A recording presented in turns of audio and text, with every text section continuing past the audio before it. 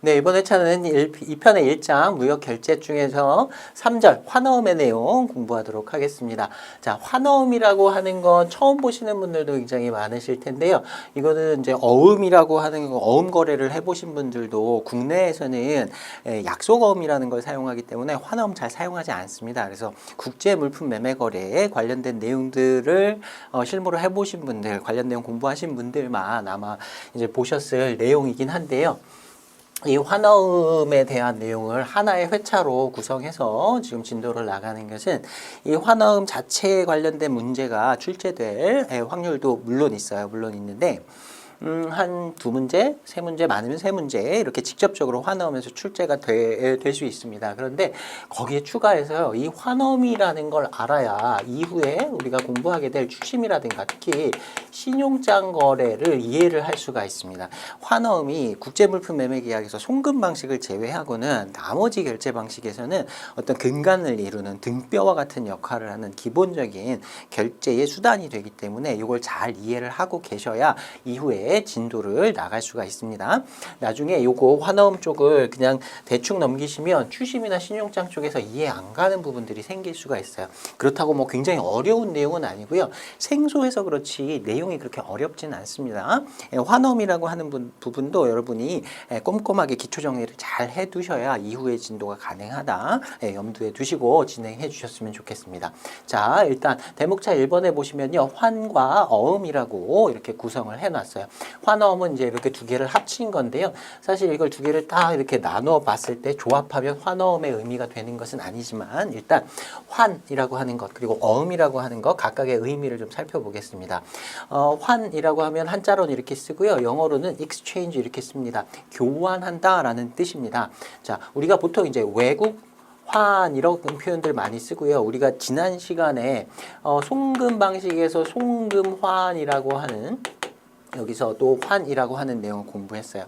환이라는 건 이렇게 정의할 수 있습니다. 결제를 하는 매개예요. 결제의 매개체인데 주로 이제 현금을 사용하지 않고 대체해서 처리하는 중간에 어떤 매개를 통틀어서 그냥 환이라고 합니다. 대표적인 게 수표가 있어요. 수표도 우리가 수표로도 대금 결제 같은 것들을 하죠. 근데 이건 현금은 아니잖아요. 현금을 대신해서 무언가 대금을 주고받는데 사용하는 어떤 일종의 미디움, 매개체가 되는 겁니다. 그 다음에 어음이라고 하는 것들도 대표적인 이런 환이라고 볼 수 있어요. 자, 여기서 정의는요, 현금을 사용하지 않고 대체해서 처리하는 매개다라고 얘기했는데 어떤 경우에는 현금까지 포함해가지고 환이라고 부르는 경우들도 있기는 합니다. 우리가 보통 이제 외국 환이라고 했을 때 100달러짜리 미국 달러 지폐를 하나 가지고 왔다. 그러면 요 지폐도 외국에서 발행한 환이다 해서 외국환 이렇게 얘기를 하고요. 뭐 우리가 환율 얘기할 때 외국환을 달러를 뭐 이제 원화로 바꾼다든가 이런 거 업무를 할 때도 앞에서도 살펴본 외국환은행 뭐 이런 데 가서 그 거래를 해야 되겠죠. 원화로 바꿔야 되겠죠, 달러를. 자, 이런 경우에도 다 이 환이라고 하는 용어를 사용하는 것인데 현금을 포함하는 경우도 있지만 이 무역 실무의 내용도 공부하실 때는 현금 말고 현금 이외에 대금 결제를 하기 위한 수단 통틀어서 다 환이라고 한다. 이렇게 이해하시면 되겠습니다. 앞에서 봤던 송금환도 그 송금환을 받아가지고 현금으로 바꿀 수 있는 어떤 중간적인 매개체가 되는 것이죠. 그렇게 이해해 주시면 되겠고요. 자, 환은 크게 두 가지 기능이 있습니다. 하나는 지급수단으로서의 역할을 해요. 현금을 사용하지 않기 때문에 중간에 이제 분실이라든가 이런 위험에서부터 조금 자유로울 수가 있습니다. 현금 잊어버리면 그 현금을 똑같은 현금을 다시 찾지 않는 한 회수하기가 어려운데 수표 같은 경우에는 분실 신고하고 다시 발행하거나 이런 것들도 가능하잖아요. 그래서 지급수단으로서의 효용도 가지고요. 그 다음에 지급수단뿐만 아니라 신용수단, 대금 지급의 시기를 뒤로 늦출 수 있는 수단으로서도 활용이 됩니다. 대표적인 게 어음인데요. 약속어음이라든지 우리가 공부할 환어음이라든지 이런 어음을 발행해주면 내가 돈을 줘야 되긴 하는데 지금 말고 내가 약속한 날짜 뭐 3개월 후에 주겠다, 뭐 한 달 후에 주겠다 이런 식으로 대금을 지급하는 시기를 약정하고 이제 어음을 발행해 줍니다. 어음을 발행하게 되면 그 나중에 대금 지급을 받을 수 있도록 하는 그런 매개가 되는 거예요. 그리고 이런 것들을 보통 이제 신용수단으로 사용하는 경우에 대금 지급의 시기를 뒤로 늦추는 경우에는 시장에서 이걸 유통도 가능합니다. 어음을 받아가지고 3개월 후에 대금 지급을 받을 수 있는 어음을 유통해가지고 우리가 앞에서 매입이라는 표현도 썼었고 그 다음에 할인이라고 하는 표현도 썼었는데 이런 표현을 뭐 시중에서 이런 이제 어음 같은 거 사고 판다 라고 해서 유통이라고 표현하기도 합니다. 그래서 3개월 후에 돈 받을 권리를 미리 다른 사람한테 일부 금액 떼고 수수료하고 이자 떼고 미리 지급받고 그 다음에 그 이제 어음 같은 것들을 이제 매입을 통해서 산 당사자는 나중에 그 기간 동안 기다렸다가 이자 수익이라든가 수수료 수익 이런 것들을 얻을 수 있게 되는 방편이 되는 거죠. 그러니까 매도인 입장에서는 항상 돈이 빨리 필요하고 매수인 입장에서 돈을 나중에 주면 좋겠고 할 때 이런 어음을 사용해 가지고 대금 지급의 시기 이런 것들을 약속한 다음에 중간에서 은행과 같은 이렇게 돈을 가지고 거기에서 이자를 얻는 이런 당사자들에게 그걸 유통시켜서 중간에서 매도인은 돈을 먼저 찾아가고 매수인은 나중에 돈을 지급하게 되고 은행 같은 금융기관은 이자 수익을 얻고 이렇게 여러 가지로 활용을 할 수 있는 매개가 됩니다. 자, 양가로 이번에 보시면요. 환의 종류 몇 가지로 나눠볼 수 있는데요. 여러분이 일단 이제 이런 용어 정도는 좀 봐두셨으면 좋겠습니다. 순환이라고 하는 용어와 역환이라고 하는 용어 이런 것들을 사용합니다. 자, 순환 같은 경우에는요. 그냥 순리대로 그 흐름대로 흘러가는 환이라고 생각하시면 됩니다. 자, 송금 같은 경우에요. 매수인이 매도인한테 대금을 지급해야 되잖아요. 송금환 같은 경우에는 매수인으로부터 매도인에게 돈 줄 사람으로부터 돈 받을 사람에게 이렇게 흘러가게 됩니다. 그래서 순환이라고 하고요. 채무자니 채권자니 하는 용어들 이제는 좀 익숙해지셨을 겁니다. 뭔가 그 의무 이행을 해야 하는 당사자 대금 지급 같은 경우에는 매수인이 이제 대금 지급의 채무자가 되고 어떤 이행을 받을 권리가 있는 당사자를 채권자, 대금 지급의 경우에는 매도인이 대금 지급을 받을 수 있는 권리가 있는 채권자가 되는 거죠. 자, 이런 식으로 흘러가는 걸 순환 방식이다라고 하고요. 우리가 이제 뒤에서 바로 공부하게 될 환어음 같은 경우에는요. 매도인이 매수인에게 환어음을 발행합니다. 그래서 돈 받을 사람이 돈 줄 사람에게 어음을 발행해서 대금을 달라고 요구하게 돼요. 그래서 역환, 매수인이 돈 줘야 되고 매도인한테 이렇게 환이 흘러가야 되는데 거꾸로 매도인으로부터 매수인에게 거꾸로 이렇게 환이 흘러가기 때문에 이걸 역환이다라고 부르기도 합니다. 자, 대표적인 게 이제 환어음이 역환 방식으로 대금을 받게 되는 이런 흐름을 가진다 보시면 되겠고요. 자, 그다음에 환을 내국환과 외국환으로도 나눌 수 있습니다. 동일한 국가 내에서 어떤 환을 거래한다 그러면 내국환이라고 하고요. 서로 다른 국가 간에 서로 다른 통화를 사용하는 국가 간에 환을 거래한다 그러면 외국환 거래다라고 얘기합니다. 우리는 국제물품 매매 계약을 다루기 때문에 대부분 우리가 얘기하는 건 외국환을 의미하는 것이 되겠죠. 자, 이제 2번 목차 보시면요. 어음 얘기하겠습니다. 어음이라는 게 뭐 정의가 이렇게 되어 있습니다. 뭐 대금 지급을 위한 법적 기술이다. 발행인이 대금의 지급을 약속하거나 이게 이제 약속어음이고요. 또는 제3자에게 대금의 지급을 위탁하는 유가증권 이걸 이제 환어음이라고 하는데 어음은 크게 나누어서 약속어음과 환어음 크게 두 가지로 나눌 수 있습니다. 자, 약속어음이라고 하는 건 영어 표현으로는 promissory note라고 하고요. 이걸 그대로 직역해서 우리말로 약속어음 이렇게 부릅니다. 자, 약속어음에서는요, 발행인이 이제 매수인이라고 생각하시면 돼요. 채무자. 대금을 지급해야 할 당사자가 돈을 줘야 되는데 이걸 바로 현금으로 주는 게 아니라 어음을 주는 거죠. 어음을 줘서 예를 들면 3개월 후에 $100를 내가 지급하겠다라는 내용을 약속하면서 어음을 이렇게 발행하는 겁니다. 그러면 그 발행하는 사람을 이제 발행인 메이커라고 하는데요. 지급을 약속했고 3개월 후에 이 돈 받을 사람 수취인이라고 하는데요. 이 사람이 3개월 후에 찾아가서 자, 3개월 후에 $100 주시기로 약속하셨죠? 이 어음 여기 있습니다. 이제 돈 주세요. 그럼 그때 대금을 지급하는 겁니다. 이 어음도 물론 유통할 수 있다 그랬어요. 그래서 3개월을 기다리지 않고 직접 기다리지 않고 다른 당사 당사자에게 이걸 팔아서 미리 대금을 일부러 가져가고, 예를 들어 뭐 한 $90 정도 미리 지금 가져가고 3개월 후에 돈 받을 수 있는 권리, 이 어음을 다른 사람에게 매입, 유통을 시켜서 다른 사람에게 넘길 수도 있습니다. 근데 이제 약속어음 같은 경우에는요, 주로 국내 거래에 사용을 하게 됩니다. 우리가 뭐 뉴스 같은 데 보면 어떤 기업이 돌아오는 어음을 막지 못해서 최종 부도 처리됐다, 뭐 이런 얘기들 들어보신 적 있을 거예요. 그게 이제 뭐 예를 들어 3개월 후에 얼마의 대금을 지급하기로 약속을 했는데 그 3개월 후 만기가 됐을 때 대금 지급할 능력이 없는 겁니다. 그러면 어음만 발행해 놓고 대금을 지급하지 못했기 때문에 그 어음이 부도났다, 이렇게 얘기하고요. 이제 그런 상황에서 뭐 회사가 망했다, 뭐 이런 얘기들을 하게 되는 거죠. 자, 그 다음에 환어음이 있는데요. 환어음은 bill of exchange 이렇게 부르기도 하고요. draft 이렇게 부르기도 하고 그냥 bill이라고 하기도 합니다. bill이라고 할 때는 뭐 BL, 선화증권 뭐 이런 것들도 그냥 bill이라고 하고요. 그다음에 뭐 청구서 같은 것도 다 bill이라고 하고 여러 가지를 다 bill이라고 부르는데, 어음도 그냥 줄여서 빌이라고 하는 경우도 있습니다. 이거는 이제 문맥에 따라서 이해를 하셔야 되고요. 보통 그냥 드래프트라고 나오면 환어음이라고 이해를 하시면 됩니다. 자, 약속어음에서는 당사자가 2명이었습니다. 돈을 주겠다, 언제 정해진 시기에 정해진 금액을 주겠다 약속하는 당사자, 그 사람을 발행인, 메이커라고 했었는데, 환어음에서는 발행인이라고 하는 사람과 지급인, 드라워라고 하는 당사자가 지급인, 드라위에게 환어음을 발행해서 수취인, 페이라고 하는 사람에게 대금을 지급하라고 이렇게 요구를 하게 됩니다. 요거는 이제 약속어음은 돈 줄 사람이 발행하는 것이고, 환어음은 돈 받을 사람이 돈 줄 사람에게 발행하는 형태예요. 그리고 발행인, 지급인, 수취인 이렇게 3명의 당사자가 나오기 때문에 약속어음보다는 조금 이해하기가 처음엔 약간 복잡해 보일 수 있습니다. 요거는 이제 뭐 어떤 정의하기에 발행인이 지급인에게 발행해서 지급을 위탁, 지급을 요구하는 증권이 이렇게 정의를 하는데, 국제무역거래에서 주로 사용을 합니다. 국제무역거래에서 약속어음은 잘 사용하지 않고요. 환어음을 주로 사용합니다. 이건 뭐 어떤 법률로 정해진 건 아니고 국제무역거래 관행이라고 보시면 됩니다. 국제무역거래에서 사용하고, 우리는 앞으로 추심이나 뒷부분에서 배울 추심이나 신용장 결제 방식에서 이 환어음을 거기에 추심의 거래 과정이나 신용장의 거래 과정에서 주로 사용을 하게 돼요.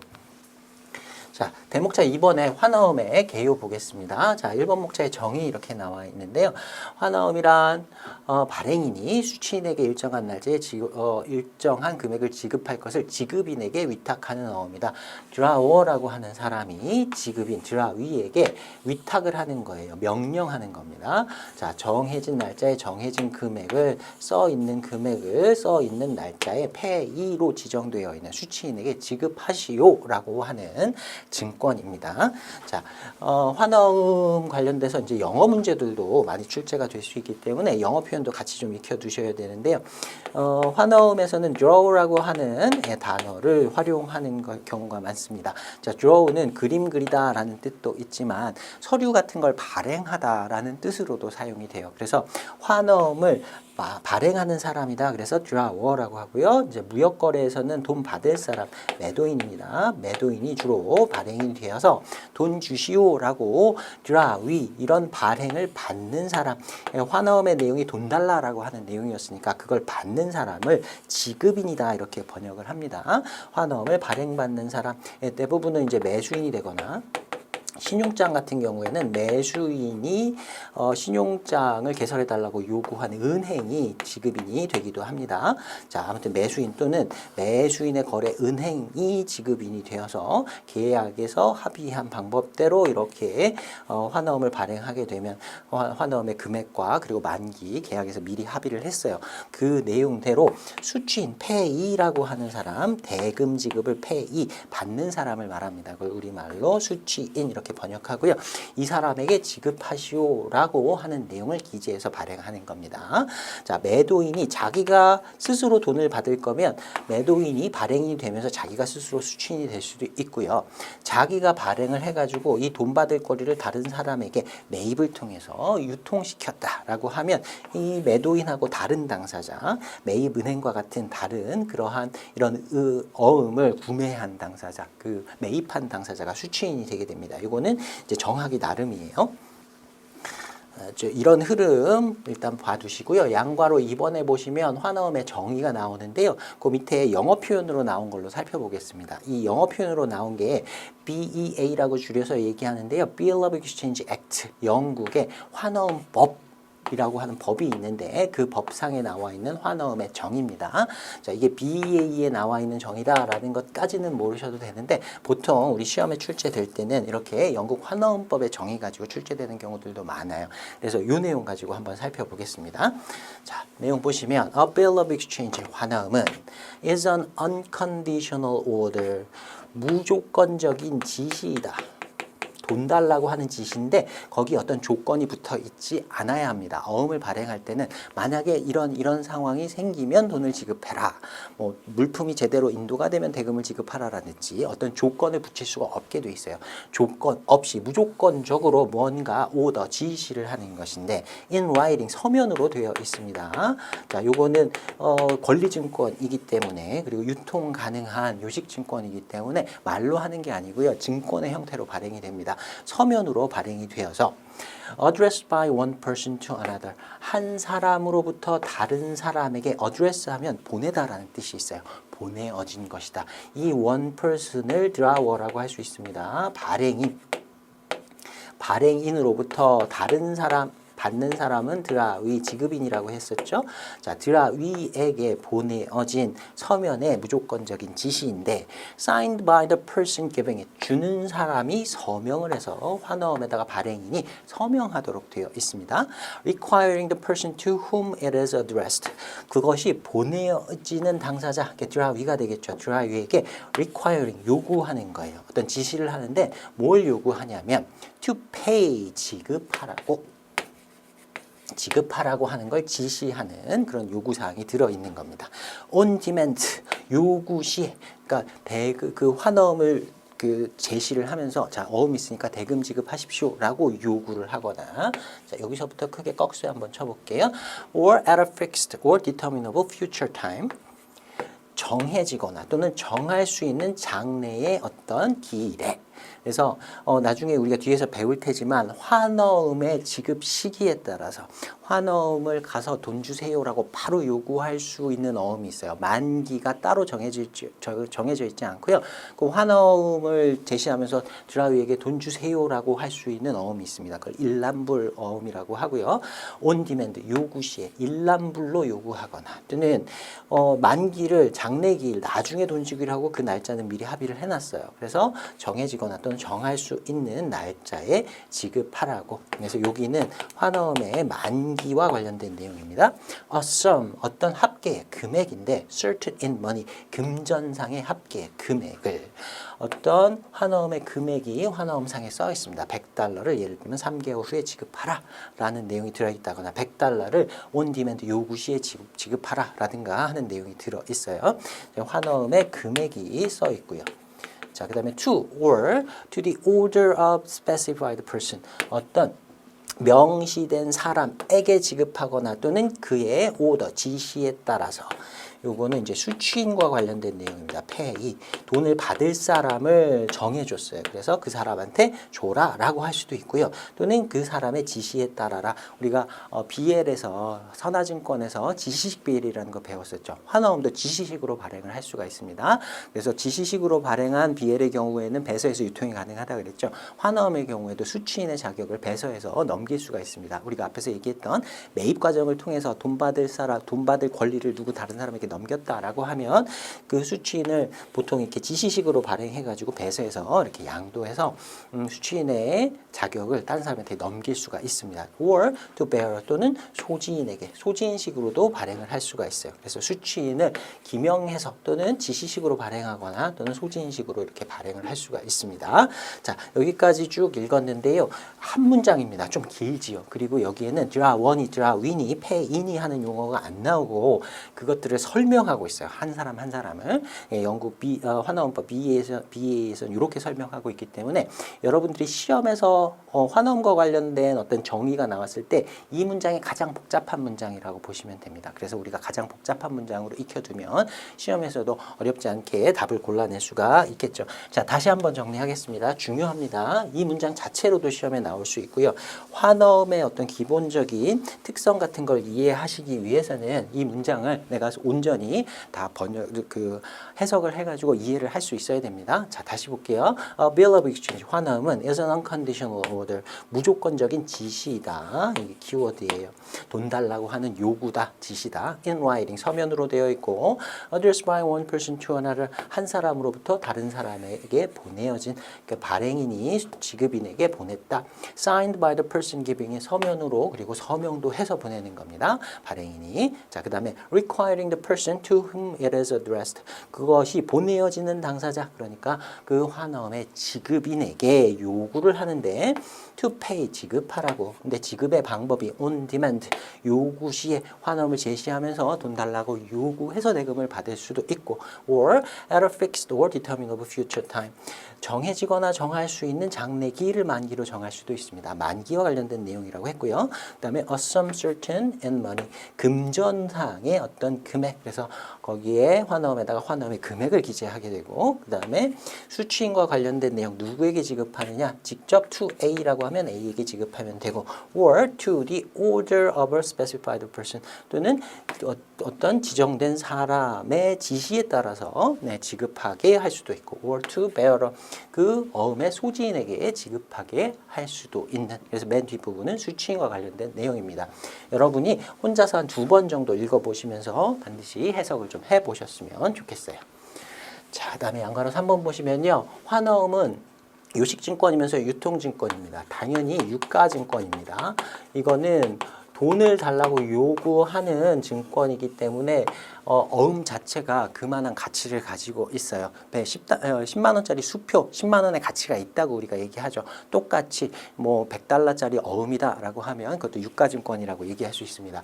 앞에서 우리가 선화증권 얘기하면서 경제적인 가치를 가지고 있는 유가증권의 경우에는 아무나 마음대로 어떤 형식으로든 막 발행할 수 있도록 놔두게 되면 굉장히 혼란스러워진다 그랬어요. 그래서 법률로서 기재 내용을 정해두는 경우가 일반적이다라고 했습니다. 그래서 환어음도 유가증권이기 때문에 법으로 우리나라 같은 경우에는 어음법, 그리고 영국에도 우리가 방금 봤던 BEA라고 하는 영국의 환어음법이라고 하는 법률이 있습니다. 법에서 이런 내용을 정해놨어요. 형식을 정해놓은 건 아니지만 기재사항을 정해놨습니다. 요식증권이면서 이걸 시장에서 사고 팔 수 있어요. 매입을 시킬 수 있도록, 할인을 할 수 있도록, 유통시킬 수 있도록 만들어 두었습니다. 그래서 유가증권이면서 요식증권이면서 유통증권이다. 비례하고 성격이 거의 동일하다라고 보셔도 됩니다. 자, 그 다음에 양가로 4번 보시면요. 어음은 원본을 제시하면서 대금 지급을 요구해야 됩니다. 그래서 어음을 발행해 놨다가 그 어음을 분실하게 되면 곤란한 상황이 생기기 때문에 어음 같은 경우에는 보통 환어음은 2통을 발행합니다. 사실은 3통을 발행해요. 그래서 한 통은 발행인이 보관하고 있고요. 나머지 2통만 유통을 시킵니다. 시장에다가 푸는 거예요. 자, 그 중에 하나가, 둘 중에 이제 원본 2통, 유통되는 2통 중에 원본 하나를 제시하고 대금 지급을 받았으면 나머지는 효력을 잃게 됩니다. BL하고 동일하게 이해해 두시면 돼요. 자, 영어로는 이렇게 나온다. 환어음에 대한 설명 한 가지 더 보겠습니다. The bill of exchange, 환어음은 is a negotiable and formal credit instrument. instrument 하면 뭐 기계, 악기 이런 뜻으로 해석하지 마시고요. 여기서는 증권이라고 해석하셔야 됩니다. CISG에서도 이 내용 표현 한번 본 적 있어요. 증권인데 negotiable, 유통 가능한, 시장에서 사고 팔 수 있고, 그리고 요식증권이라고 그랬어요. 포멀에 신용 기능을 하는, 나중에 대금 지급을 할 수 있도록 하는 신용 기능을 가지고 있는 증권이다. It is a document, 어떤 서류인데 by means of which, 어떤 방법에 의해서, 어떤 방법으로 사용되는 서류인데 the drawer, 발행인이 instruct the drawee, 지급인에게 지시한다. to pay, 지급하라고. 환어음의 대금을 지급하라고. unconditionally, 조건 없이 무조건적으로 지급하라. on the due date, 만기에 지급하라. a certain sum, 어떤 특정한 금액을, 환어음 금액을 to the pay, 수취인에게 지급하도록 instruct, 지시하는 서류가 된다. 앞에서 봤던 BEA 정의보다 조금 더 간단하지만 전체적인 취지는 비슷하다라고 볼 수 있습니다. 이것도 한 2번 정도 더 읽어보시고 내용을 익혀두시면 좋겠습니다. 자, 자, 그다음에 양괄호 5번 보시면요. 특히 이제 환어음은 환어음 그 자체로도 사용이 될 수 있지만 우리가 앞으로는 추심이나 신용장 결제 방식에서 환어음을 발행해서 사용하는 방식들 이런 것들을 공부하게 될 거예요. 주로 추심이나 신용장 결제 방식에서 수출자가 수입자 또는 신용장 방식에서는 수입자의 거래 은행인 개설은행에다가 돈 달라 대금을 청구하는 수단으로서 사용이 됩니다. 그래서 환어음을 추심이나 신용장과 별개로 미리 좀 익혀두셔야 추심이나 신용장의 업무 과정들을 이해하시기가 편리합니다. 자, 2번 목차의 환어음의 당사자 보겠습니다. 앞에서 제가 그림으로 잠깐 말씀을 드렸었는데요. 드라워 발행인입니다. 발행인이 환어음을 발행하면서 대금 지급을 요청하는 당사자. 그러니까 일반적인 무역거래에서 추심이나 신용장 마찬가지고요. 일반적인 무역거래에서 수출자, 매도인이 발행인이 되게 됩니다. 자, 그 다음에 드라위 지급인에게 대금 지급을 요청하는 서류라 그랬어요. 환어음의 지급을 지시받은 자, 요청을 받은 자, 요구를 받은 자라고 할 수 있고요. 대금 지급에 의무가 있는 당사자입니다. 자, 추심하에서 환어음을 발행하면 매도인이 매수인한테 직접 발행합니다. 추심에서는 매수인, 수입자가 대금을 직접 지급해야 되거든요. 그래서 추심에서는 매도인이 발행해서 매수인이 대금을 지급한다. 수출자가 수입자에게 발행한다. 보시면 되고요. 신용장의 경우에는 우리가 뒷부분에서 공부를 할 테지만 지급인은 항상 은행이 됩니다. 추심과 달리 신용장의 경우에는 대금 지급을 1차적으로 해야 하는 당사자가 은행이에요. 그래서 신용장의 경우에는 지급인이 은행이 되게 됩니다. 자, 그 다음에 수취인이에요.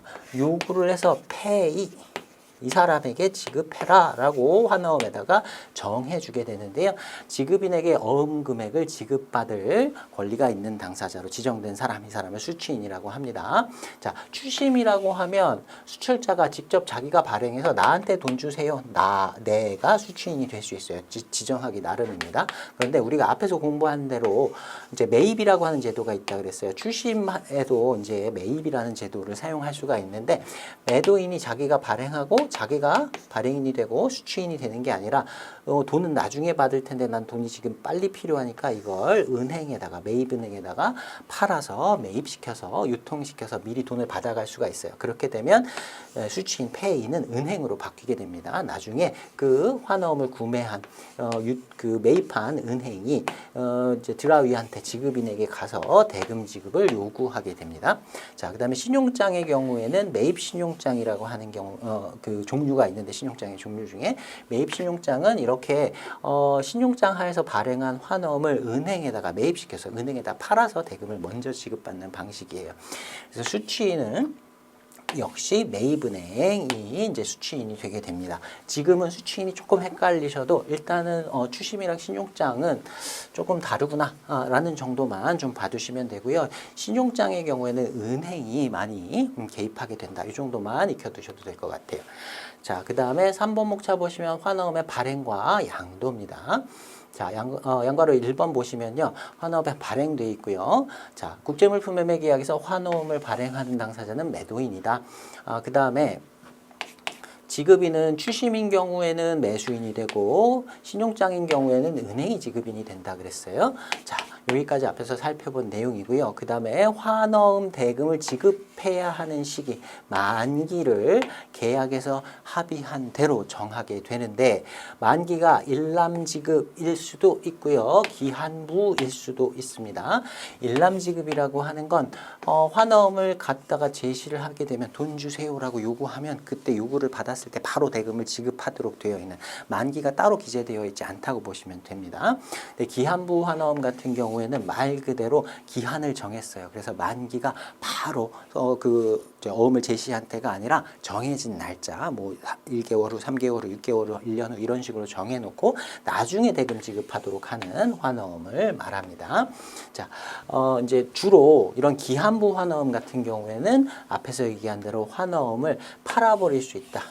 양도 넘긴다. 이게 유통한다라는 말하고 동일하게 사용할 수 있고요. 매입한다라는 말도 동일하게 사용할 수 있고요. 그다음에 어음을 할인한다라는 말도 동일하게 사용할 수 있습니다. 자, 발행인이 지급인한테 뭐 추심이라고 쳐볼게요. 발행인, 매도인이 매수인한테 돈 주세요라고 하는데 수취인을 나로 설정할 수 있습니다. 매도인이 나한테 돈 주세요 이렇게 요구할 수도 있고요. 환어음을 양도하게 되면 내가 수취인이 아니라 이제 수취인이 될 자격을 다른 당사자에게 파는 겁니다. 주로 은행 같은 데다가 매입을 시키는 거예요. 은행에서 만약에 매입을 했다라고 하면 돈 달라고 요구할 수 있는 권리, 돈 받을 권리는 은행으로 넘어가는 거고요. 그 돈 받을 것에 대비해서 매입 시에 일부 금액을 이제 약간의 수수료하고 이자 떼고 먼저 받아가고 이제 나중에 수취인이 만기까지 기다렸다가 그 대금을 다 받게 되는 거죠. 그리고 수수료 그리고 이자 그 수익을 취하게 되는 겁니다. 이런 식으로 환어음을 양도, 매입, 유통 시켜가지고 미리 돈을 찾아가게 되는 이런 경우들이 대부분이에요. 자, 양과로 2번에 보시면 그렇게 해서 이제 환어음을 유통 가능하다. 다른 사람한테 팔고 미리 매도인 입장에서는 돈을 받아갈 수도 있다라고 했는데 그렇게 환어음을 양도하는 방법에 대해 살펴보겠습니다. 자, 환어음은 기본적으로 유통 가능한 유가증권으로 봅니다. 서로 이제 시장에서 사고 팔 수 있다라는 거예요. 니고시에이션을 우리가 앞에서 매입이라고도 번역을 했지만 우리가 그 BL에서 선화증권에서도 유통 가능한 선화증권 그걸 니고시어블이라고 표현하기도 했습니다. 유통 가능하다, 니고시어블이다라고 하면 유통 가능 이렇게 번역하시면 되고요. 자, 수취인 또는 지시인이 표시되어 있는 기명식과 그리고 지시식인 경우에 배설을 통해서 양도할 수 있습니다. 우리가 BL에서 배웠던 거하고 동일하게 보시면 돼요. 그다음에 소지인식하고 백지식은 교부에 의해서 배설은 필요 없다. 배서 필요 없이 그냥 가지고 있는 사람이 돈 받을 사람이 되기 때문에 또는 돈 받을 사람을 비워놨기 때문에 블랭크로 비워놨기 때문에 이건 특별히 배설을 할 필요가 없습니다. 그냥 그 증권만 그 환어음만 교부 이렇게 내어주면 됩니다. 그리고 특징은 뭐냐면요. BL에서는 기명식 BL의 경우에는 유통불능으로 본다 그랬어요. 유통불능으로 본다 그랬는데 어음 같은 경우에는 기명식 어음도 유통이 가능합니다. 그게 조금 다른 점인데 BL하고 거의 유사하다라고 이해하셔도 됩니다. 자, 네, 양과로 3번에 보시면 엔도스먼트 배서라고 하는 개념 우리가 BL에서 BL의 양도할 때 봤던 내용하고 동일하게 보시면 돼요. 환어음도 배서를 통해서 양도를 하는데 기명식 배서, 피배서인 그 배서를 받는 사람, 그 환어음을 사는 사람 수취인의 자격을 받게 되는 사람 그러니까 이후에 수취인이라고 할 수 있죠. 그 명칭을 기재하는 방식이다. 방금 말씀드렸듯이 BL의 경우에는 기명식 BL은 유통불능이라고 했었는데 어음 같은 경우에는 환어음 같은 경우에는 기명식으로 발행을 해도 유통이 가능해요. 그다음에 지시식, 지시에 따라 to order of 이렇게 지시식으로 배설을 하는 경우도 있을 수 있고요. 그다음에 소지인식으로 배설을 하는 경우도 있을 수 있습니다. 이 이후에 수취인은 그냥 소지인이다라고 배서해서 넘겼다면 그 이후로부터 소지인식이 되고 난 이후로부터는 배서 필요 없이 그냥 증권만 넘겨주면 교부만 하면 양도가 가능하다 그랬어요. 백지식도 마찬가지고요. 자, 그 다음에 배서금지 배서라고 하는 게 BL하고 조금 다른 점인데요. 이후에 배서를 통해서 유통을 못하도록 하는 문구를 집어넣을 수도 있습니다. 요거는 참고 정도로만 보시면 돼요. 이 이후에 배서, 즉 유통을 금지시키는 취지의 내용을 배서를 통해서 기재할 수 있다. 그래서 배서금지 배서라고 하는 표현 참고로 봐두시면 되겠습니다. 자, 그 다음에 4번 목차 보시면 환어음의 종류 나와 있는데요. 자, 양가로 1번에 발행지와 지급지에 따른 구분 이렇게 되어 있습니다. 발행지라고 하는 건 환어음의 발행인이 속한 국가를 얘기하는 거고요. 지급지라고 하는 건 환어음의 지급인이 속한 국가 이렇게 생각하시면 됩니다. 그래서 발행지와 지급지가 동일한 국가다라고 하면 내국 환어음이라고 하고 발행지와 지급지가 서로 다른 국가, 그러니까 수출자가 수입자에게 발행하는 거니까 발행지는 수출국, 그다음에 지급지는 수입국이 되겠죠. 자, 이렇게 다른 환어음을 외국 환어음이라고 합니다. 우리가 국제물품 매매 거래에서는 대부분 다 외국 환어음을 사용하게 되겠죠. 자, 그 다음에 한거를 2번에 보시면 개인어음과 은행어음이 있습니다. 지급인이 은행이 아니고 그냥 개인이면, 그냥 회사면 그걸 개인어음이라고 하고요. private bill이라고 하고요. 그다음에 지급인이 은행이라고 하면 신용장 같은 경우에 지급인은 은행이 됩니다. 자, 은행인 경우에 은행어음이라고 합니다. 대금 지급을 할 당사자가 은행인 경우가 조금 더 그 안정성이 높겠죠. 대금 지급을 은행이 뭐 안 하고 도망갈 일은 없을 테니까요. 근데 개인어음이라고 하면 아주 큰 대기업을 제외하고는 내가 잘 그 신용도를 확인할 수 없는 회사다라고 하면 대금 지급 안 하고 이렇게 도망 다닐 수도 있기 때문에 개인어음은 조금 더 위험할 수 있다라고 보시면 되겠습니다. 밑에 이제 UCP 신용장 통일 규칙에 관련된 내용 하나 소개가 되어 있는데요. 이건 일단은 참고로만 보시면 됩니다. 나중에 신용장 가서 다시 공부를 할 거예요. 신용장의 본질은 은행이 대금을 지급하는 겁니다. 나중에 배울 거예요. 그래서 신용장 하에서는 환어음의 지급인이 개설 의뢰인이 매수인이거든요. 매수인이 되어서는 안 된다라는 규정을 가지고 있습니다. 신용장에서는 환어음의 지급인은 은행이어야 한다. 이렇게만 익혀두시면 되고요. 앞에서 말씀드렸듯이 추심의 경우에는 지급인이 그 매수인이 직접 대금을 지급해야 하는 케이스이기 때문에 개인어음이 사용이 되게 됩니다. 자, 그 다음에 양가로 3번 보시면요. 상업서류 동반 여부에 따른 구분 이렇게 되어 있는데요. 화환어음과 무화환어음 이렇게 어음을 구분할 수 있습니다. 사실 이건 어음의 종류가 다른 것은 아니고요.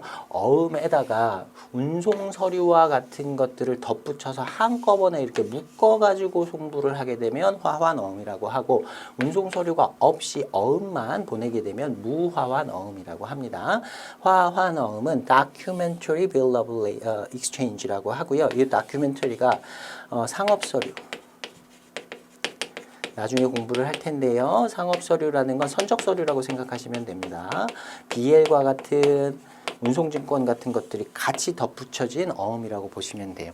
자, 환어음은 대금 지급을 요청하는 문서라고 그랬어요. 서류라고 그랬는데 돈 주세요라고만 하는 것과 여기에다가 BL과 같은 운송서류를 같이 환어음하고 붙여서 한꺼번에 보내는 겁니다. 같이 어음을 보내면서 어음 대금을 지급해야 BL을 넘겨줍니다 라는 조건을 붙였다고 하면 지급인 입장에서는 나 지금 돈 주기 싫은데 라고 해도 이 BL을 가지려면 BL을 입수하려면 어쩔 수 없이 대금 지급을 해야 하는 상황이 생길 수도 있겠죠. 그래서 이러한 선적 서류가 대금 지급을 위한 그 환어음의 대금 지급을 위한 담보의 역할을 한다 이렇게 얘기하고요. 대부분의 무역 대금 결제는 주로 이런 화환어음이 사용이 되게 됩니다. 무화환어음은 좀 특수한 경우에만 사용이 된다라고 보시면 됩니다. 자, 그 다음에 양가로 4번에 보시면요. 추심과 신용장에 사용되는 화환어음이에요. 화환 추심어음과 신용장 무화환어음 이렇게 나누는데요. 이것도 역시 어음의 종류가 다른 건 아니고요. 어음을 발행해 놓고 어음을 발행하는데 그 발행하게 된 근거가 추심을 통해서 특히 화환 추심도 앞에서 이제 어음을 화환어음, 무화환어음으로 나눴듯이 추심도 화환 추심과 무화환 추심 이렇게 나눌 수 있는데 일단은 화환은 빼두시고요. 추심어음이라고 하는 건 추심 결제 방식에서 사용되는 어음, 요걸 추심어음이라고 한다. 이렇게 정리해 두시면 되고요. 신용장 무화환어음은 신용장 하에서 사용되는 어음이다. 신용장 거래 과정에서 어음을 발행하라고 했다. 그래서 그 제시 서류에 어음이 포함되어 있다라고 하면 신용장 무화환어음이다라고 이해하시면 됩니다. 여기서 나오는 부자는요. 덧붙일 부자예요. 조건부 할 때 그 부자입니다. 그래서 신용장 조건 하에서 사용되는 어음이다라는 뜻으로 이해하시면 됩니다. 어음의 종류 자체가 다른 건 아니에요. 자세한 내용은 이제 추심 쪽이나 신용장 쪽에 가서 다시 한번 공부할 테니까 여기서는 이 정도만 보고 넘어가겠습니다. 자, 그 다음에 양가로 5번 보시면 만기일, maturity에 따른 구분되어 있는데요. 지금은 요 개념만 좀 잘 익혀두시면 됩니다. 자, 환어음을 발행할 때 당사자 사이의 약정에 따라서 대금 지급의 시기가 지금 당장일 수도 있고요. 나중일 수도 있습니다. 그렇게 나눠서 일람불 또는 요구불 어음, 그 다음에 기한부어음 이렇게 나누는데요. 자, 사이트 드래프트 또는 디맨드 드래프트라고 합니다. 자, 사이트를 일람 이렇게 우리말로 번역을 하는데 일람이라는 건 눈으로 본다는 뜻이에요. 어음 자체를 지급인에게 이렇게 앞에다가 딱 갖다 줘요. 자, 여기 어음 있어요. 당신이 지급인이고 여기 $100 지급하게 되어 있습니다. 만기는 지금입니다. 이렇게 기재되어 있는 어음을 딱 제시를 하면 눈앞에다가 사이트 딱 갖다 주면 그때 대금을 지급해야 하는 만기가 어음이 제시되는 앞에 이렇게 딱 보여지는 때다. 그때가 만기일이 되는 걸 일람불 어음이라고 하고요. 디맨드 드래프트라고 하기도 합니다. 돈 달라고 디맨드 요구를 할 때 대금 지급을 해야 한다. 그래서 이걸 일람불 요구불, 영어로는 사이트 또는 디맨드 드래프트라고 하고요. 자, 그 다음에 대금 지급의 시기가 나중이에요. 어음의 제시일 또는 기준일을 따로 정해요. 제시일이나 따 별도의 기준일을 정해놓고 일정 기간 후에 대금을 지급하는 어음이다. 그래서 기한부 어음이라고 하고요. 영어 표현으로는 tenor bill, tenor draft, usance draft, time draft, term draft 이렇게 네 가지의 용어를 사용하는데 다 동일한 의미로 사용이 됩니다. 대금 지급의 시기가 나중이다. 이 표현들 영어로 된 문제에서는 뭐 tenor draft, usance draft, time draft, term draft 넷 중에 어느 것이든 다 사용될 수 있기 때문에 네 가지의 표현들 다 익혀 두셔야 됩니다. 자, 그 다음에 기한부어음 계속 보시면요. 기한부 어음의 종류 중에 크게 일람후 정기 출급 어음이 있습니다. 이제 여기서 일람후 그 어음을 이렇게 갖다 제시를 해요. 눈앞에다 보여주면 일정한 기간 후에 출급, 급자는 지급할 때 급자입니다. 대금을 지급한다라는 의미가 됩니다. 그래서 이건 after sight 어음이라고 하는데요. 어음이 제시되면 만기일에 지급할 것을 약속하는 인수라는 행위를 합니다. acceptance. 자, 이 표현 중요합니다. 인수라는 개념을 좀 알아두셔야 되는데요. acceptance를 우리가 CIS 수지에서는 승낙이라고 번역을 했었죠. 근데 어음 관계에서는 acceptance를 인수라고 번역을 합니다. 나중에 신용장 가시면 인수 신용장 뭐 이런 것도 공부를 할 거예요. 예를 들어서 그 밑에 보시면 인수일로부터 일정 기일후가 만기가 된다라고 했는데 어음상의 만기가 이렇게 써 있는 겁니다. 30 days after sight 이렇게 읽는 겁니다. D/S라고 되어 있으면요. days after sight 이렇게 읽으시면 돼요.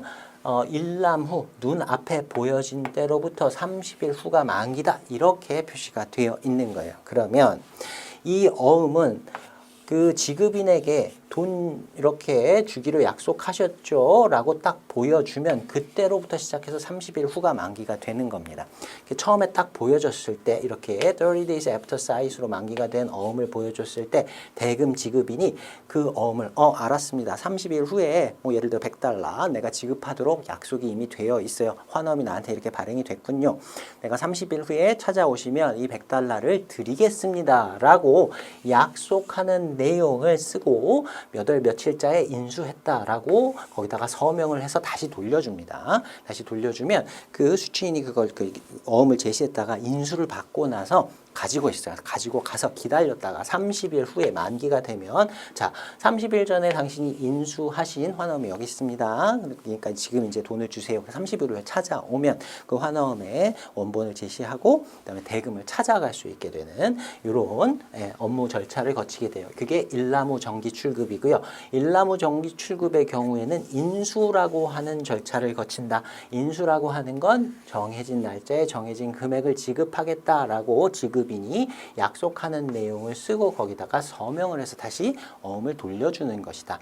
그래서 일람후 정기 출급의 경우에는 인수를 받고 나서 그 날짜로부터 정해진 기한, 날짜가 실제 만기일이 된다. 그때 찾아가서 대금 지급을 받으면 된다. 이렇게 정리하시면 됩니다. 자, 그 다음에 발행일자 후 정기 출급 방식이라는 게 있어요. 그걸 일부 후 정기 출급이라고 돼 있는데 표현하기도 하는데요. 이건 after date 이렇게 표현합니다. 자, 발행한 날짜로부터 일정 기간이 지난 다음에 지급되는 방식, 뭐 30 days after date 이렇게 돼 있으면요. 여기서 이 date이라는 날짜는 발행일을 의미하는 거예요. 환어음에 발행일을 기재하게 되는데 발행일로부터 30일 후가 만기다. 이렇게 써 있는 겁니다. 이런 경우에는 굳이 인수는 필요 없어요. 그냥 발행일로부터 30일이 되는 날짜에 가서 어음을 제시하고 대금을 지급받으면 되는 겁니다. 자, days after sight 요거는요. D/D 이렇게 씁니다. 요게 나오면 days after sight 이렇게 읽으시면 됩니다. 자, 그 다음에 이런 방식도 많이 써요. 선적일 등의 특정일을 만기로 한다거나 이를 기준으로 일정 기일에 지급되도록 예를 들어서 30 days after BL date 이렇게 쓰는 겁니다. BL에 선적일이 나와 있겠죠? 선적일로부터 30일 후가 만기다 이런 식으로 기재를 하는 경우도 있어요. 그러면 이제 BL에서 정해지는 그 선적일로부터 30일을 따져서 기다렸다가 그 30일이 되는 날짜에 갖다 제시를 하고 대금 지급을 받게 되는 겁니다. 그래서 발행일자 후 정기 출급이나 뭐 선적일 후에 정기 출급 같은 경우에는 인수라는 건 필요 없다. 인수는 애프터 사이트인 경우에만 필요하다라는 거 익혀두시면 좋겠습니다. 자, 그 다음에 양가로 6번에 보시면요. 상환 청구권 유무에 따른 구분 이렇게 되어 있는데요. 상환 청구권이라는 건 앞에 시간에서 잠깐 말씀드렸어요. 돈을 지급한 사람, 특히 어음을 발행을 했어요. 그 다음에 자기가 직접 대금을 지급받지 않고 페이, 수취인의 자격을 누군가 다른 사람에게 판 겁니다. A라는 당사자가 B라는 당사자에게 이 환어업의 대금 지급받을 권리를 판 경우다라고 생각하시면 됩니다. 그 다음에 드라위, 지급인 앞으로 이걸 발행을 해가지고 이제 페이라는 뭐 C라고 할 거예요. 드라위를 이렇게 관계가 있어요. 그래서 뭐 추심이라고 치면 예를 들면 이제 드라워는 매도인이 되겠죠. 그 다음에 드라위는 매수인이 될 거예요. 매수인이 대금을 지급해야 되는데 페이는 자기가 직접 매도인이 A가 직접 받지 않고 B라는 매입 은행에다가 이걸 매입시켜서 유통시켜서 팔았다고 칩시다. 그리고 신용장 대금은 예를 들어서 $100고 30일 후 대금을 지급하기로 되어 있어요. 그러면 매도인이 매입을 하면서 예를 들어서 뭐 $90를 받고 이거를 팔았어요. 그러고 나서 페이, 이 수취인이 되는 매입은행은 $90를 지급하고 자기가 만기에 $100, 30일 후에 $100를 받을 수 있는 권리를 산 사람이 되게 됩니다. 자, 이 경우에 30일 후에 드라위에게 찾아가서 대금 지급을 요구했는데 드라위가 만약에 대금을 지급하지 않는다 쳐보세요. 그러면 이제 이 어음이 부도났다 얘기하는 거거든요. 매수인이 드라위가 대금을 지급하지 않아요. 그러면 이 $90의 대금을 미리 매입 시에 이 매입은행 페이가 드라워에게 돈을 주고 산 거잖아요. 근데 대금 지급이 되지 않았어요. 그러면 이 돈을 다시 돌려달라고. 내가 그 $90 주고 어음 샀는데 대금 지급이 안 되더라. 그러니까 어음이 제대로 대금 지급이 되지 않았으니까 내가 매입할 때 지급했던 $90를 다시 돌려달라고 요구할 수 있는 권리가 이 B에게 있습니다. 그러한 권리를 상환 청구권, 다시 돌려달라고 요구할 수 있는 권리다. 이렇게 얘기를 합니다. 자, 그래서 상환 청구권을 소구권이라고 얘기한다고도 했어요. 상환 청구 또는 소구 가능어음, recourse bill이라고 표현하는데, 자, 환어음에 대한 인수, 지급 거절이 있는 경우. 자, 지급 거절은 여기서 얘기한 대로 드라위가 대금을 지급해야 되는데 지급을 하지 않는 상황을 얘기하는 거고요. 인수거절이라고 하는 건 아까 after sight, 30 days after sight, 그 일남 후 지급어음 이런 경우에는 가서 이제 30일 후에 대금 지급한다는 인수를 해달라고 요구를 해야 될 텐데 인수 자체도 하지 않는 거예요. 그걸 인수거절이라고 합니다. 인수거절하면 당연히 만기에 대금 지급도 안 하겠죠. 그래서 인수거절이나 지급거절이 있는 경우에 B가 A한테 자기가 매입을 통해서 그 어음을 샀을 때 지급했던 금액을 다시 돌려달라고 대금의 상환을 청구할 수 있는 권리, 그게 가능한 어음을 상환 청구 가능 어음 이렇게 얘기를 합니다. 자, 환어음에 선의의 소지인이라고 하는 표현 나왔는데요. 이 페이라고 하는 사람이 뭐 꿍꿍이 없이 서로 뭐 짜고 이렇게 사기칠 이런 의도 없이 선의로서 이런 어음을 구매해서 지금 가지고 있는 사람, 대금 지급을 받을 수 있는 권리를 가진 사람, 보나파이드 홀더. 지금 예에서는 B를 보나파이드 홀더라고 하는 겁니다. 그래서 어음의 발행인이나 이거를 만약에 여러 사람을 통해서 이렇게 해서 유통이 돼서 여러 번 매입이 이루어지는 경우도 있을 수 있어요. 아무튼 자기한테 그 환어음을 판 사람한테 어음의 발행인이나 이전의 배서인에게 대금 상환을 청구할 수 있는 어음을 말합니다. 그리고 상환 청구 불능 어음은 이런 상환 청구권이 인정되지 않는 어음을 말해요. 근데 우리나라의 어음법상의 모든 어음은 상환 청구가 다 가능한 걸로 봅니다. 이 상환 청구가 가능한지 불가능한지는요, 해당 국가의 법률에 따라 달라져요. 밑에다가 제가 파란색 글씨로 써놨는데요. 요 개념도 같이 지금 익혀두시면 좋을 것 같아요. 자, 외국 환어음인 경우에 발행지와 지급지 이게 다르다 그랬어요. 국가가 다른데 행위지의 법률을 따른다 이렇게 얘기합니다. 어음 행위라고 하는데요. 어음을 발행하는 행위도 어음 행위고요.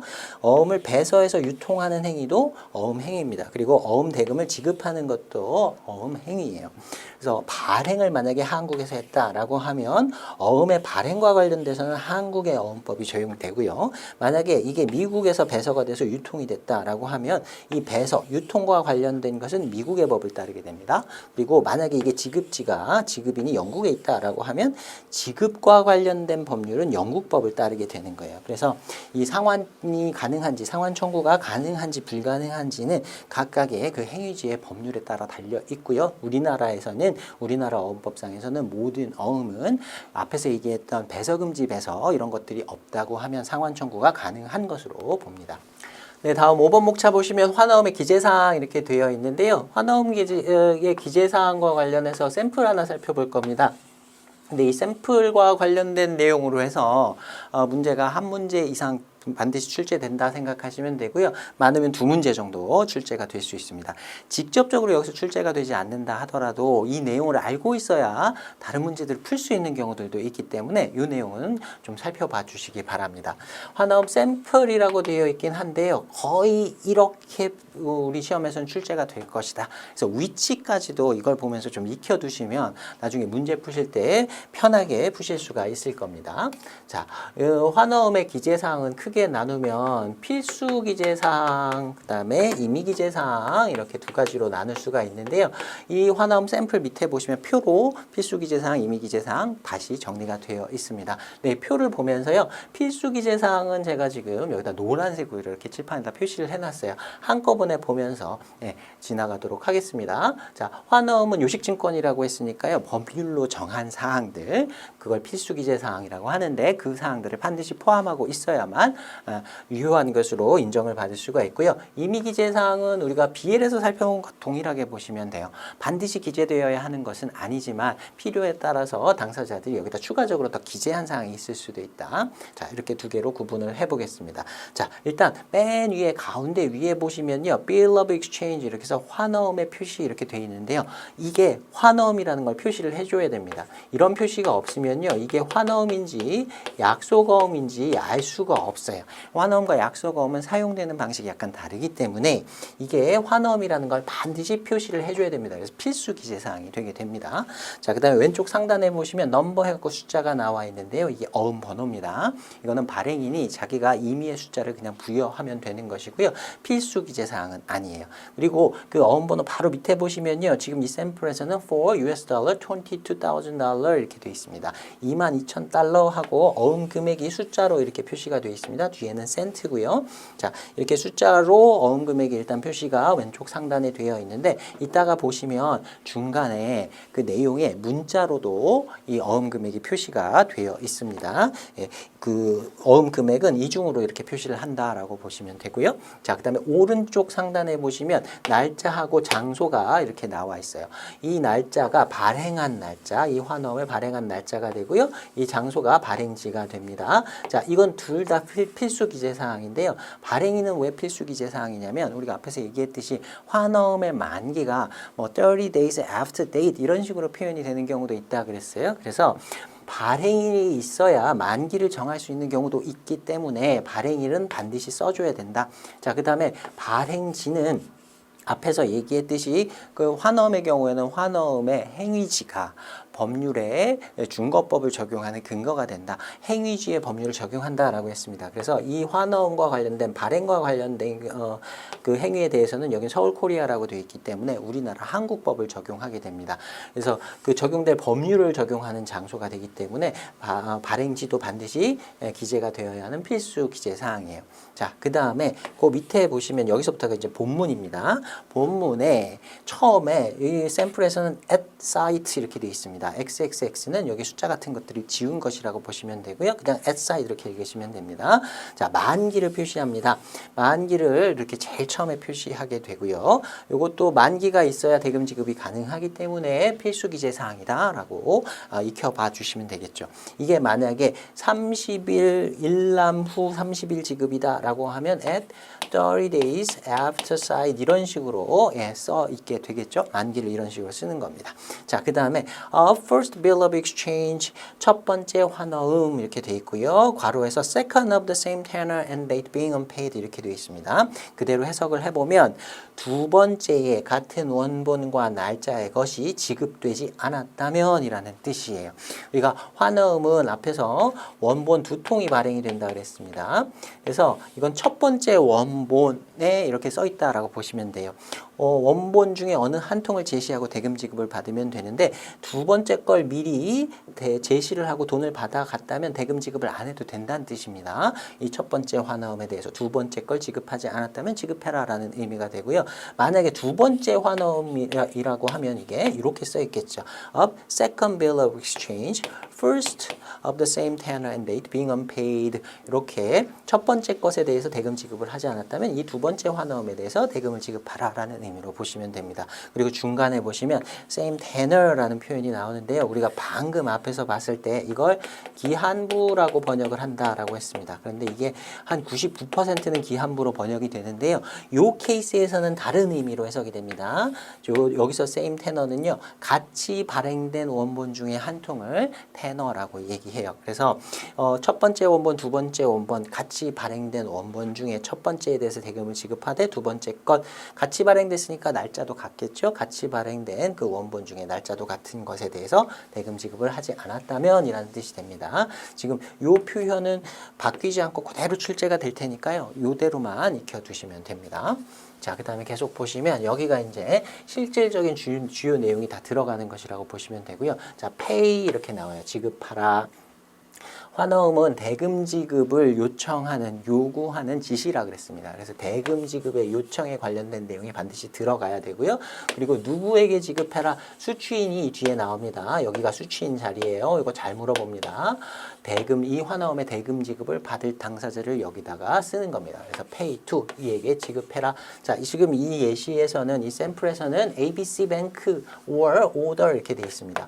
ABC Bank에게 지급하든지 또는 그 ABC Bank의 지시에 따라서 지급하라. 그래서 기명식이면서 지시식입니다. 두 개를 기명식과 지시식을 한꺼번에 썼다라고 보시면 되고요. 자, 이런 식으로도 많이 사용을 합니다. 그리고 이거 참고로 수취인 자리에 은행이 들어갔다라고 하면 이 은행은 매입은행이다. 발행인은 매도인일 텐데 돈 받을 사람이 은행으로 되어 있다. 그러면 그 환어음을 발행한 사람에게서 이 환어음의 대금 지급을 받을 수 있는 자격을 은행이 산 것이다. 그래서 이 수취인 자리에 은행이 들어가 있다고 하면 이건 매입은행이다. 이렇게 답을 찾아주시면 됩니다. 자, 그럼 계속 보겠습니다. The sum of say US dollars 22,000 only 이렇게 되어 있어요. 자, 어떤 금액을 지급하라 라고 금액이 나와 있습니다. 자, 이게 어음 금액이에요. 우리가 왼쪽 상단에서 숫자로 되어 있는 어음 금액도 있었고요. 여기서는 이제 문자로 표시된 금액이 다시 한번 이렇게 나오게 됩니다. 근데 보시면 say로 시작해서요. only로 끝나요. 그리고 중간에 통화가 나오고 금액이 이렇게 써 있습니다. 자, 여기에 say하고 only라고 나와 있는 건요. 이렇게 보시면 돼요. 우리나라에서도 영수증 같은 걸 발행할 때 이런 식으로 많이 씁니다. 일금 100만 원 정 이런 식으로 쓰는 거예요. 그래서 앞에다 일금 쓰고 맨 뒤에다가 정 이렇게 쓰면서 띄어쓰기 없이 이렇게 쫙 붙여서 씁니다. 왜 이렇게 하냐면 위조 못하게 하려고 하는 거예요. 만약에 이게 없다라고 하면 여기에다가 앞에다가 일금 1억 100만 원, 100만 원 이런 식으로 그냥 위조가 되게 쉽게 가능하게 되겠죠. 그래서 위조하지 못하도록 앞뒤를 막는 것이라고 보시면 되고요. 영어로는 say 이게 일금, 그다음에 only 정 이런 식으로 앞뒤를 막는다 이렇게 보시면 되겠습니다. 그리고 왼쪽 상단에 숫자로 되어 있는 어음 금액과 이 문자로 되어 있는 어음 금액이 만약에 두 개가 서로 다르다라고 하면 문자를 기준으로 보게 됩니다. 숫자로 되어 있는 건요. 여기 22,000 $122만 이렇게 아까 써 있었는데 여기다가 앞에다가 하나 더 붙여버리면 $122만 이렇게 위조가 쉽게 되니까 만약에 숫자가 다르다라고 하면 문자를 기준으로 따라갑니다. 자, 여기까지가 본문이고요. 밑에 이제 value received and charged the same 이렇게 시작하는 게 임의기재사항이라고 보시면 됩니다. 임의기재사항인데 요거는 신용장 하에서 발행된 어음에 쓰여진 임의기재사항이라고 보시면 돼요. 자, 우리 시험에서는 신용장 하에서 발행된 어음이 주로 출제가 됩니다. 거의 대부분 그래요. 그러니까 이대로 봐두시면 되고 우리가 아직 신용장을 공부하지 않았기 때문에 아직 정확한 내용을 다 이해하기는 조금 어려울 수도 있습니다. 그런데 나중에 신용장 보고 나서 2회독 하실 때 다시 한번 좀 읽어보셨으면 좋겠고요. 지금은 최대한 간단히만 좀 설명을 드리겠습니다.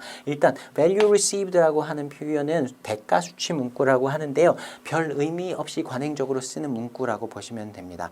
돈을 빌려 쓰고 빌려 쓰는 금전대차라고 하는데요. 그냥 돈을 빌려 쓰고 갚기로 하는 계약에서도 환어음을 발행하는 경우가 있을 수 있습니다. 자, 그런 경우에는 이런 말이 들어가지 않고요. value received라는 말은 대가를 받았다라는 뜻이 되는데 직역하면 사실 대가를 받았다라는 뜻이 아니라 우리가 약인이라는 개념 배웠습니다. 이 대금을 받기 위해서 내가 계약상에 뭔가 그 대가를 주고받기로 했고 그 대가를 받기로 했다라는 의미로 관행적으로 쓰이는 문구예요. 요거는 신용장 관련된 내용에서는 그 변하지 않고 그대로 이렇게 출제가 되니까 자세한 내용은 사실 모르셔도 되고요. 이대로 그냥 문구가 써 있을 것이다 라는 거 예상하고 문제 푸시면 됩니다.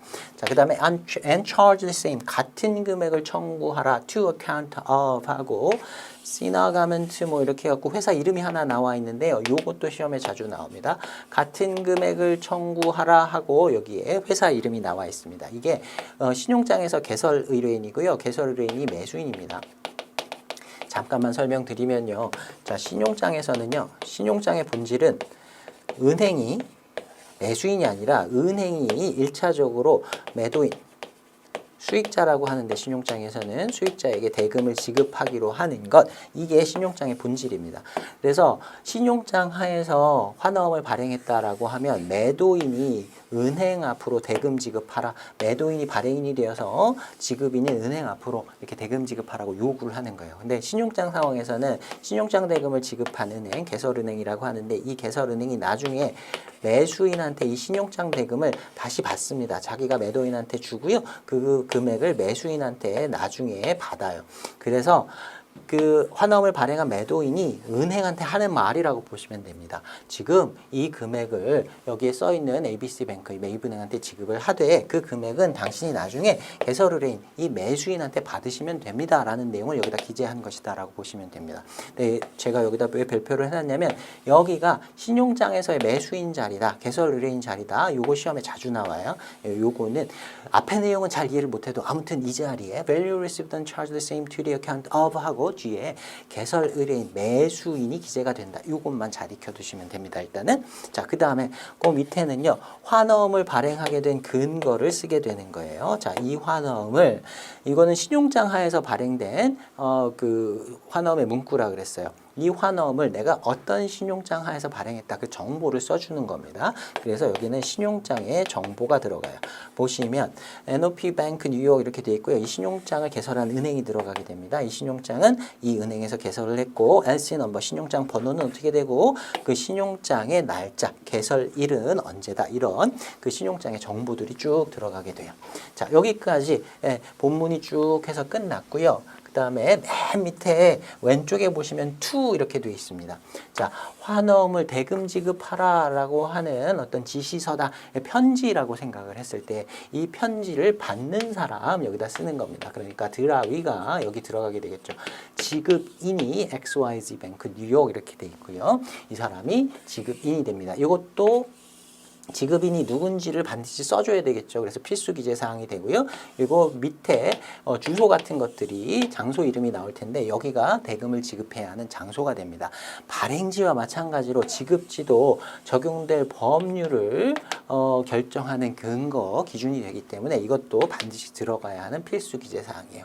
그리고 오른쪽 맨 밑에 보시면요. 아무 표시 없습니다. 그리고 그냥 뭔가 회사 이름이 하나 나와 있고요. 밑에 서명 같은 게 이렇게 되어 있을 텐데 이게 발행인이 누군지 그리고 발행인의 서명 이렇게 들어가는 자리라고 보시면 됩니다. 그래서 왼쪽 맨 밑에는 드라위 누구에게 이 환원을 발행했다 지급인 자리가 되고 그다음에 오른쪽 맨 밑에는 누가 발행했다 발행인 자리가 된다. 이렇게 정리해 주시면 되겠습니다. 자, 여기서요 괄호 이렇게 해놓고 구멍 뚫어놓고 이게 채워라라든가 밑줄 쳐놓고 이 당사자가 누구냐 이런 식으로 시험 문제가 많이 나오기 때문에 여러분이 한 2번 정도 반복하셔서 이 내용을 확실히 좀 숙지를 해 주셔야 됩니다. 자, 밑에 텍스트로 나와 있는 것들 제가 말로 다 설명을 드렸어요. 그래서 필수 기재사항에는 맨 위에다가 환원 표시해라. 그 다음에 두 번째는 무조건 지급 위탁 문구에서 pay to 이런 식으로 그다음에 어음금액 이런 것들이 표시가 된다라고 했고요. 자, 그 다음에 지급인이 누군지를 표시한다 그랬어요. 왼쪽 맨 밑에 보면 to 해가지고 어떤 당사자가 나오는데 그 사람한테 그 당사자에게 이 환원을 발행한 것이다. 그 당사자가 지급인이다. 자, 그 다음에 지급 만기를 표시한다. 라고 그 중간에 지급 만기 처음에 at 여기서는 sight이었고요. 이 샘플에서는 뭐 at 30 days after sight 이런 식으로 표시가 되어 있다. 그래서 일람 출급 환원의 경우에는 SI 지금 샘플에서 보듯이 이렇게 표시가 되어 있고요. 기한부 환원이라면 at 뭐 30 days after sight, after sight 이렇게 줄여서도 얘기한다 그랬어요. 그다음에 뭐 at 30 days from BL date 등 이렇게 표시를 하고 그다음에 인수일자 만약에 일나무 정기 출급이라고 하면 인수일자 표시하고 기명날인에서 돌려줘야 한다. 인수라는 과정이 필요하다라고 했었습니다. 자, 그 다음에 지급지도 왼쪽 맨 밑에 to에 이제 지급인 쓰고 거기에다 같이 지급지 쓴다 그랬고요. 자, 그 다음에 발행일하고 발행지의 표시 오른쪽 상단에다가 쓴다 그랬습니다. 그 다음에 어음금액 문자로 중간에 the sum of 하고 say로 시작해서 only 이렇게 끝났었죠. 이렇게 문자로 표시한다. 그리고 숫자, 문자, 금액이 서로 다르다. 그러면 문자를 더 고치기 어렵기 때문에 문자가 우선시된다. 이렇게 기억하시라 그랬어요. 자, 그 다음에 발행인의 기명날인 오른쪽 맨 밑에 발행인의 기명날인 여기는 아무 표시가 없이 그냥 회사 이름 하나 딱 들어가 있습니다. 자, 이게 필수 기재 사항이었고요. 임의 기재 사항에는 왼쪽 상단에다가 어음번호 쓰는 거 있었고요. 그 다음에 부본 또는 복본, 복본이라고 하는 건 같이 발행된 full set 중에 첫 번째 두 번째 뭐 이런 식으로 같이 발행된 원본을 얘기하는 겁니다. 그래서 first bill of exchange, second of the same tenor and date being unpaid 이런 표시가 들어간다 그랬어요. 자, 그 다음에 대가 수치 문구라고 하는 건 value received 사실 여기까지가 대가 수치 문구입니다. 자, 요거는 내용을 자세히는 몰라도 되고 이게 charge the same to the account of 뒤에다가 신용장의 개설 의뢰인 들어간다. 네, 요 내용이 더 중요하다고 말씀드렸어요. 특히 이 신용장상의 개설 의뢰인을 표시할 때 account이라고 하는 단어도 많이 씁니다. 나중에 공부를 하실 텐데 개설 의뢰인을 applicant라는 표현을 쓰는데요. applicant는 너무 쉬워가지고 account도 같은 뜻이거든요. 이렇게 시험에 출제가 자주 되니까 요거는 꼭 좀 표시를 해두셨으면 좋겠어요. 대가 수치 문구는 자세히는 몰라도 되는데 그 맨 뒤에 charge the same to the account of 뒤에다가 이렇게 개설 의뢰인을 쓴다. 이거 중요하다라고 말씀드렸습니다. 자, 그 다음에 신용장에 대한 문구가 중간에 들어간다 그랬어요. drawn under 해가지고 이 환원을 발행하게 된 근거들, 뭐 신용장의 개설 은행이라든가 신용장 번호라든가 개설일이라든가 이런 내용들을 쓴다고 했습니다. 자, 여기까지 해서 환원 관련된 내용 마치도록 하겠습니다. 앞에서도 말씀드렸듯이 환원 내용을 잘 이해하고 계셔야 이후의 진도, 추심이라든가 신용장 나갈 수가 있으니까요. 꼼꼼히 정리해 주시기 부탁드립니다. 수고 많으셨습니다.